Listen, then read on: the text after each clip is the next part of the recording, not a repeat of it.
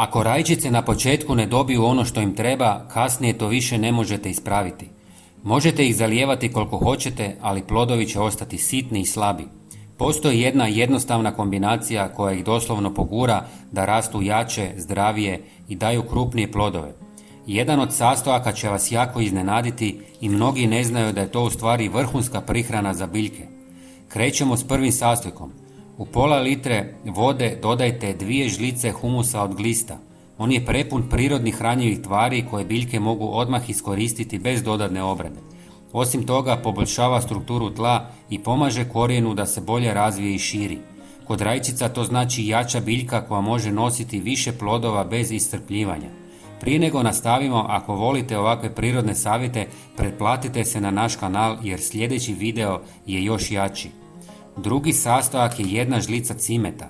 Cimet nije tu zbog rasta, nego zbog zaštite koja je jednako važna. Može pomoći u stvaranju okruženja u kojem se štetočine i gljivice teže razvijaju.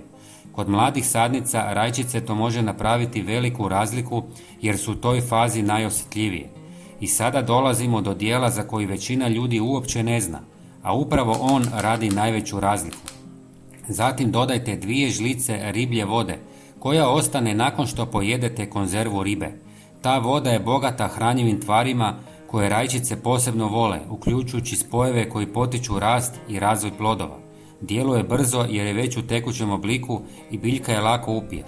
Upravo zbog toga ova prihrana daje vidljiv rezultat brže nego klasična gnojiva.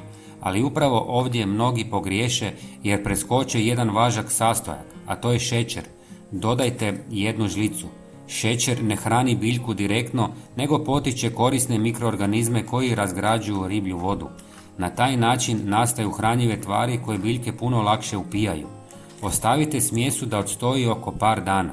Nakon toga mješavinu razrijedite sa još pola litre vode. Zalijevajte rajčice jednom svaka 2 tjedna.